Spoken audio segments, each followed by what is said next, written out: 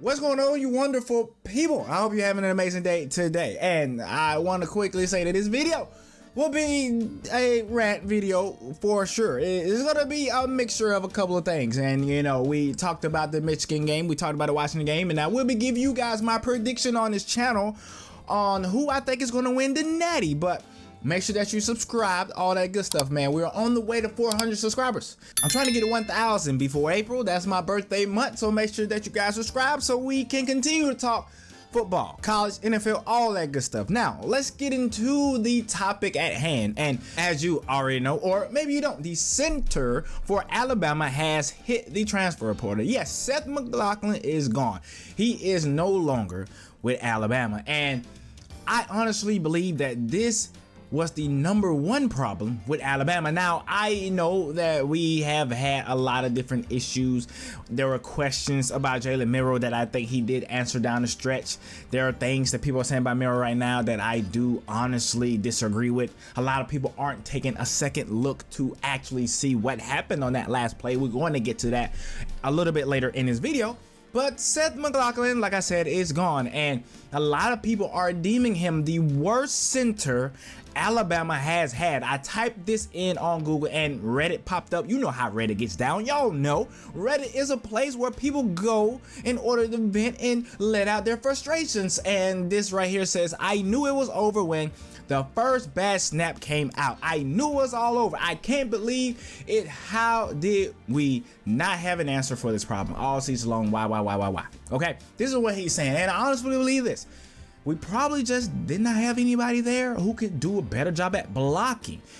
And we hoped that the snaps would somehow not be the reason why we lost. And I think that's what it is. I'm not sure what his blocking stats are. I think he did okay when he actually got the snap off in terms of blocking itself, right? Because you do have to snap and block. You have 2 jobs to do as a center, where you have more than 2 jobs to do, but you get the point. And a lot of people are wondering why a lot of Alabama fans are clapping their hands at this decision of him to leave. And I honestly don't know how you return to this team after you mess up so bad time after time after time. And it's not like this was just a 1-game thing. He has been doing this since game number 1. I don't know if you guys remember, but in the first game of the season, Jalen Milroe had a fantastic long run. And how did that play start? How did all of that begin?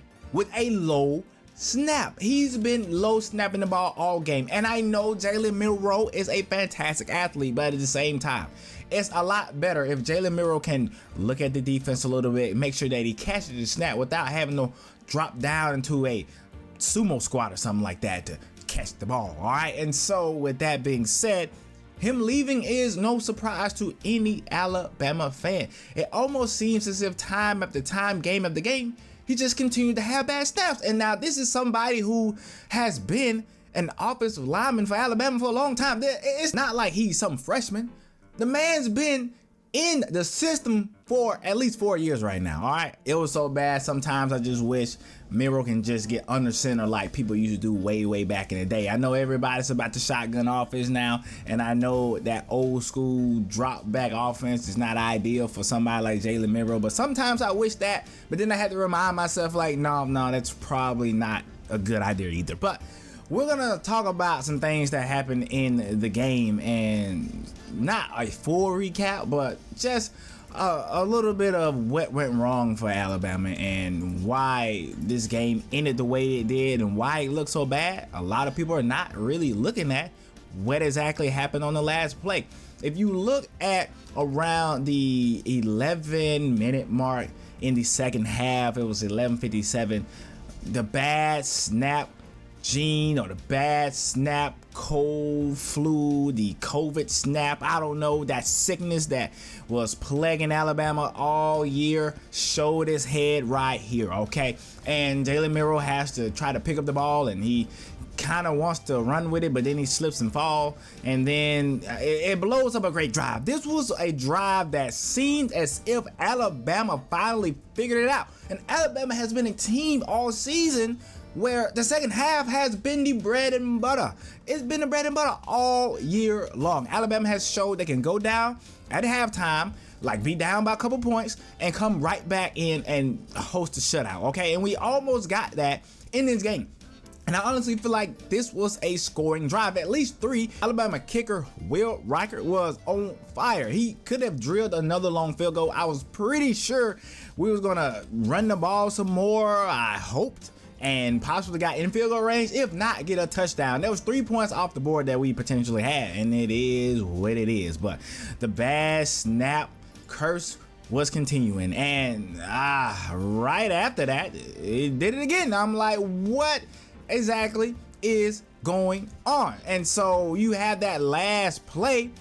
It was also a low snap. The play was supposed to look entirely different. Jalen Milroe tries to go straight and then cut left, and he's tripped up by the right tackle, gets completely dominated. And you can see on this play, it was plenty of room for Milroe to go left. Maybe the guy who was on his left tried to tackle him there, but Jalen Milroe strong enough that I think with a full head of steam, I think Milroe kind of goes around that, and then we go into double overtime. But there's a lot of ifs, there's a lot of wishes, there's a lot of shoulda, coulda, woulda, but we ain't do none of it, all right? And it is what it is. You can't win them all, but at the same time, a lot of people are clapping their hands that the center is gone right now because he has been playing bad all year long. And if you're an Alabama fan like me, you have been seeing this all year long, and you hoped each and every week that somehow that this issue would get rectified, and it did not. It didn't change. And as soon as it looked like Alabama was doing something well on offense, the bad snaps hit. And it is a situation where a lot of people are looking at this and saying, well, maybe if we had a center who could snap the ball, we would have been in a better position to win this game or put the game out of reach. But, you know, shout out to Michigan. They did exactly what they're supposed to do. And then I saw something here that kind of intrigued me a little bit. You had the Michigan defensive player right here actually saying something about the center. Michigan D lineman Chris Jenkins on Alabama center Seth McLaughlin snaps. I was kind of surprised. I was like, what happened, bro? I was genuinely like confused. I wasn't even trying to talk trash. I was just like, what's going on? He ain't say nothing. I mean, you can't say too much once you're getting whooped. I mean, it is what it is. If somebody's beating you down until you can strike back and do the same thing to them, then you might can start back talking some noise or begin to talk some noise. But when that game was going down, the Alabama O-line, even as a whole, was getting beat down and destroyed. The offensive line of Alabama was getting beat down. It's just that simple. In my video where I kind of talk about my thoughts on the game right after the game, that was the difference in the ball game. The offensive line simply failed Alabama.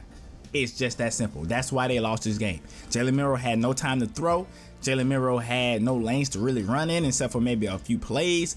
It was an overall bad day for the entire line. Now, the center is going to get magnified because he had drive killers as well as making a bad play on the last play of the game alongside of his tackle getting blowed up in that game. Now, maybe if the snap wasn't that low, maybe he picks it up a little bit faster and the tackle getting blowed up doesn't matter at all anyway. I don't know.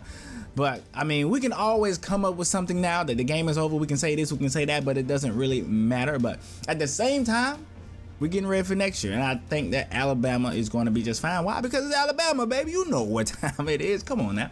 And so you're looking at this. He's transferring. I do wish him the best. I mean, I hope he, gets those snaps better for his next team. Something that, he didn't do for us. But, I mean, I don't prey on the downfall of players. I hope everybody continues to work hard and get better at their craft. And at the end of the day, I just talk about what I see on the field. And hopefully he gets better and comes back to the game of football stronger. Anyways, let me know what you guys think about this entire topic, about the linemen, about everything that has happened this season. I honestly believe that this season was not necessarily a success because at Alabama, if you don't win a chip, it's not necessarily a successful season. I think we had successful moments. Jalen Milroe improved as a passer and as a decision maker. The defense learned to lock down in second half of games. We have also had little small things here and there that we can call successes, or what I like to say a mini success. but the entirety of the season, in my honest opinion, was not what Alabama's standards are held up to. You know, you make it to the playoff, I mean, cool. We did overachieve based on how many people perceive this team early on, especially after a almost UCF loss, a close game with them, and Texas loss. A lot of people had this Alabama team losing multiple games in the regular season, but they decided to grind out and have a great regular season, but in the playoffs came up short, and it is what it is. Once again, shout out to Michigan. You have earned the right to talk as much as you want, because I'm gonna say this again, y'all have been killing a brother in the comment section, and I love it. It's fine, baby. Anyways, I'll see you guys in the next video. I'm out.